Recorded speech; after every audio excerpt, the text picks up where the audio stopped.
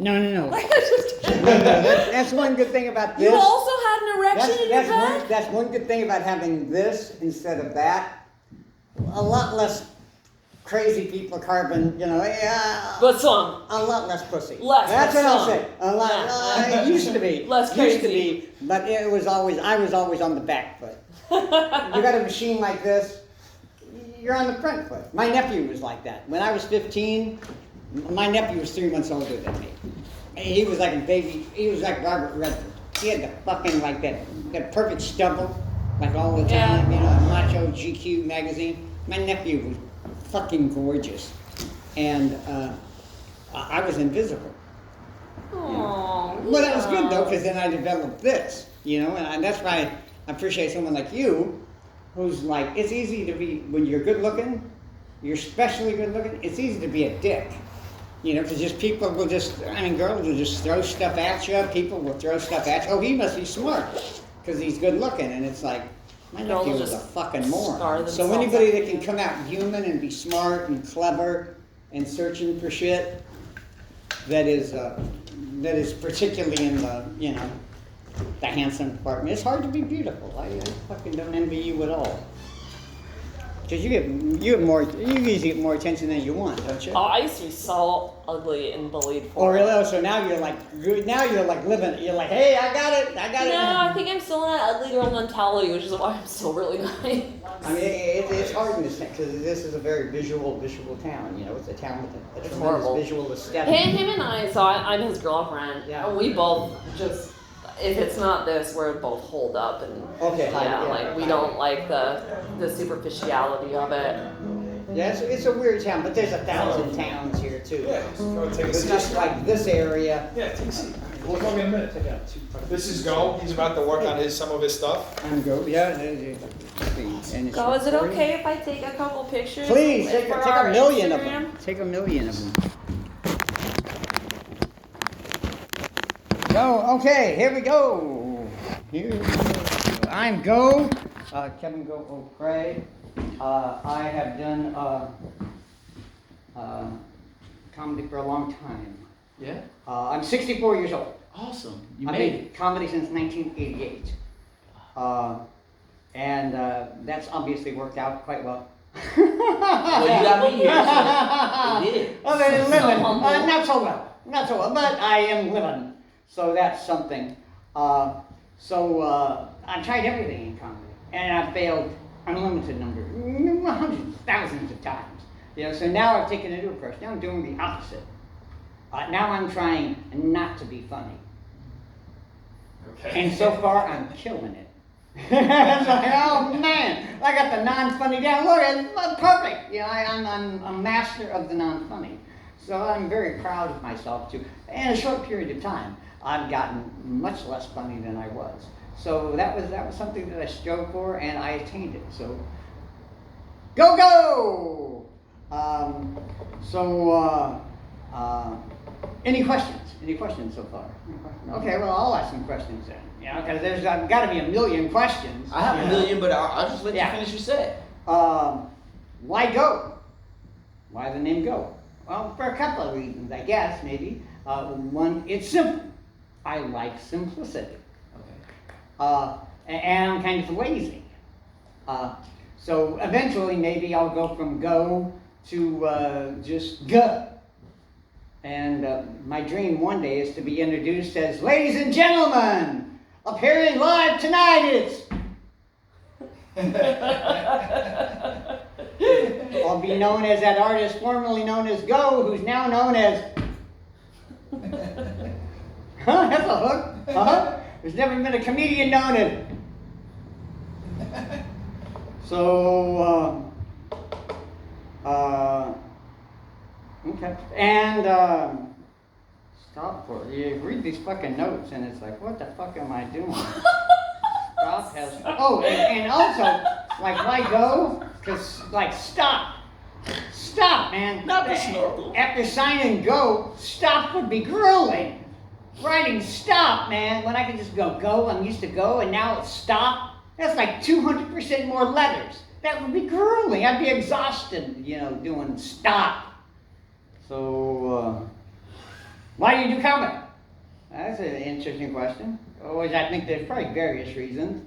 But it's, for me, I do comedy because why does that heroin junkie out on the street do heroin? Well, He enjoys it. because I do heroin. He does it because that's what he does. You don't know, I don't know why. It's sort of like, for me, breathing. It's how I exist somehow is because I do comedy. And outside of comedy, it's kind of a weird thing, But I do comedy.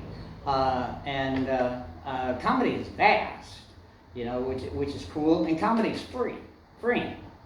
It's free too sometimes, but it's freeing. And I think that's what we want, freedom. And that's how money gets so in your mind. I'm an economist by trade, econometrics, micro analysis of data to make macro predictions. And I used to speak Chinese. And the money game, I came from real poverty, $550 a month. My dad died when I was 9, and we were poor before my dad died, and then we had $6,000 a month from my mother and I. But I never felt poor, because we always had food and we always had love, We always had, it was a shitty, fall into the ground house. But that money thing, you think money's going to make you free. And money can do some things, but money is an anchor and a chain. That if you don't control it, and there's been periods of time when I've made lots of money in a short period of time, and man, it becomes like, oh, that's the greatest thing in the world, $3,000 in an hour, but it's very dangerous. It's very dangerous, and it's tricky, but we want freedom. We want to be free to say, well, who I am. You're not that, you're this. People want to put you in, you're this. That explains you. They want to explain you. And I guess that's why I'm working on this set because, I have to kind of explain myself because I have to figure myself out too. But things that are going on with me, it's like I'm trying to find funny. Who do you think is the funniest? Do you have a funnier or funniest comedian? Big fan of Mel Brooks. Mel Brooks, oh, genius. Yeah. Unbelievable. A lot of young people don't, You should get into W.C. Fields a little bit too. You would probably love W.C. Fields. That's where some of the Mel Brooks, and the Marx Brothers, of course, but Mel Brooks, brilliant. Great writer, conceptualist. You want to make films? So, yeah. Maybe, yeah. Good, yeah. Who do you like? I'm not like a. Big comedy fan? I mean, I am. He's Yeah, I'm the kind of funny. more of like a murder person. Okay, Yeah, I get yeah. it. So ask him. Yeah. Yeah, put it on me. Yeah. Ask Do him. you have favorites? Like, Well, do you mean stand up or just like comedy? comedy in general, I guess. I really like right now.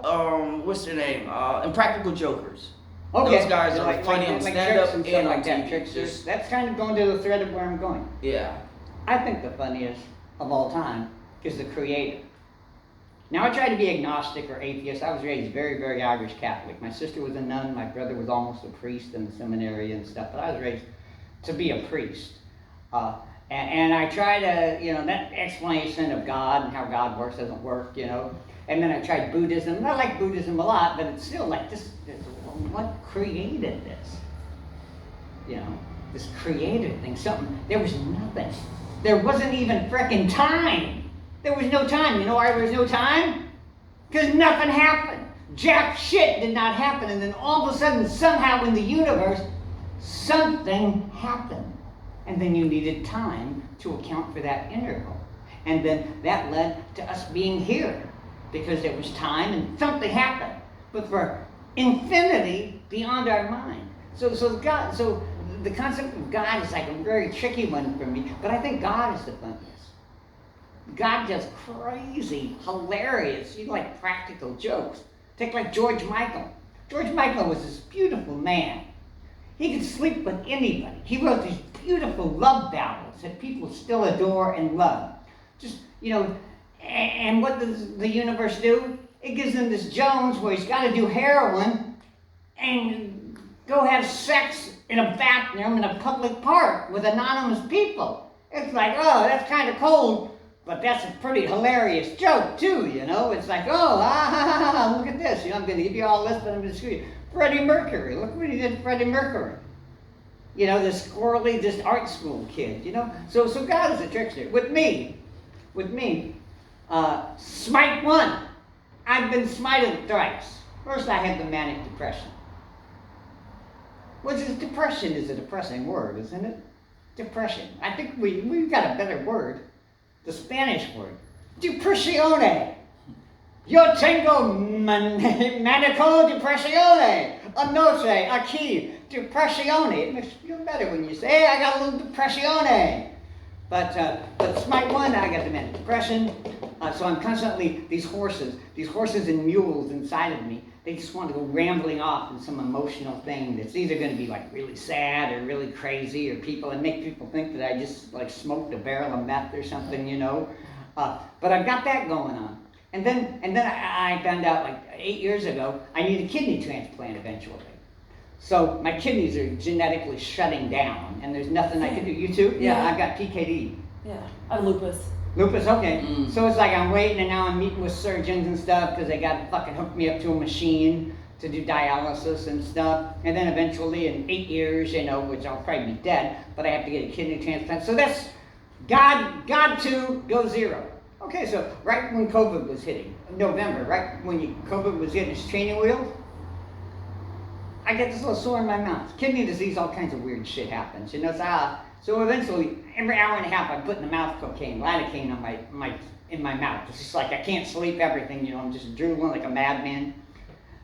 I finally get to see the oral surgeon in April. And the oral surgeon goes, I've got stage 4 invasive squamous cell carcinoma, which sounds hilarious. Squamous cell carcinoma. And so I can only speak with a prosthesis. For 6 months, I couldn't speak. And so they built this prosthesis, and I'm doing great now, but it's like, I'm a comedian, and for 30 years I've made a life of living as a comedian and a singer, and God goes, pow, right? A kisser. It's like, that's a pretty good practical So what is the guitar for? Huh? It's a prop. It's a shiny object to get your attention, to distract from everything. Is that to hold your note card? Sometimes it helps too. It is a great desk and a good, you know, it's a good thing for a dining tray or whatever you're watching TV. But yeah, so I got smited twice. And when that happened, after the cancer, the third, I got down on my knees. And I said, God, I'm really listening to you. I'm really listening. What are you saying, God? And all I heard was, stop. Cancer in the mouth. Stop. And I sat there for a second going, dear God. Fuck you!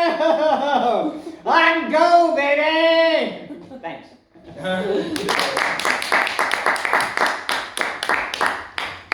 Now to get that to 3 minutes.